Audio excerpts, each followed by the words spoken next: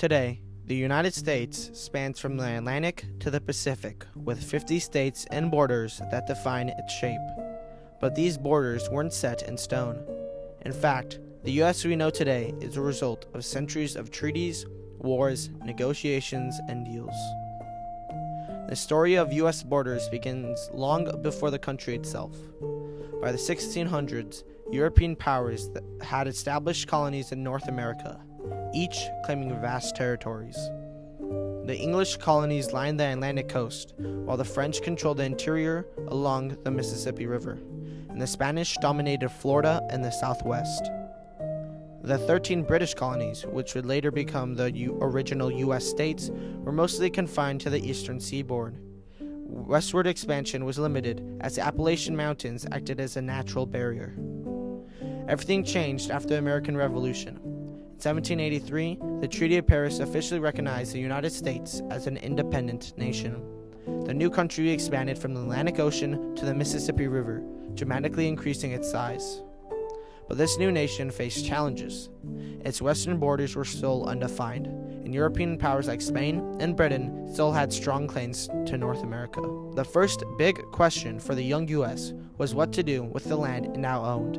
In 1787, the Northwest Ordinance was passed, creating a framework for new states to join the Union. The area that would become Ohio, Indiana, Illinois, Michigan, and Wisconsin was formally organized.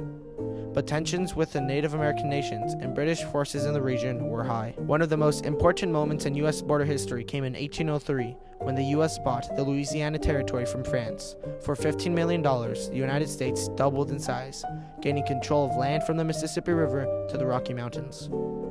President Thomas Jefferson saw this as crucial to the country's future, opening up vast tracts of lands for settlers and securing control of the vital Mississippi River.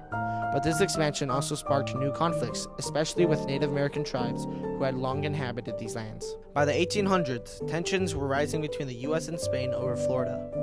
The U.S. wanted to expand its southern border, and after years of negotiations, Spain finally agreed to cede Florida to the United States under the Adams-Onis Treaty of 1819. This treaty not only added Florida, but also clarified the western border of the Louisiana Territory, drawing a line that would eventually shape parts of modern Texas, New Mexico, and California.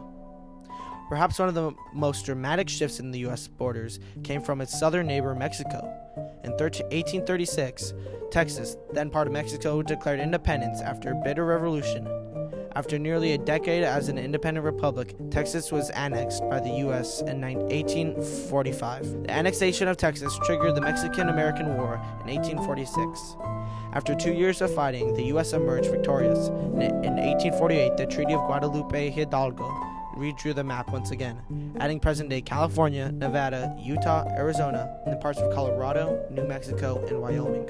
But while the U.S. expanded southward, it looked west and north. The Oregon Territory, once claimed by both the British and the U.S., was another point of contention. In 1846, the two nations reached a peaceful agreement, splitting the territory along the 49th parallel, creating the modern U.S.-Canada border in the west. In 1867, the U.S. made one of its most surprising land deals, purchasing Alaska from Russia for $7.2 million. At the time, many called it a fool's purchase, but Alaska would later prove to be rich in natural resources from gold to oil. The U.S. also expanded beyond the mainland.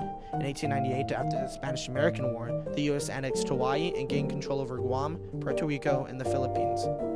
Hawaii became a state in 1959, marking the final addition to the United States as we know today.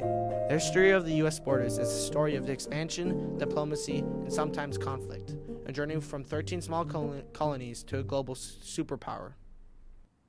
Thanks for watching. If you enjoyed this deep dive into the history of U.S. borders, be sure to like, subscribe, and hit the bell for more stories about the borders that shape our world.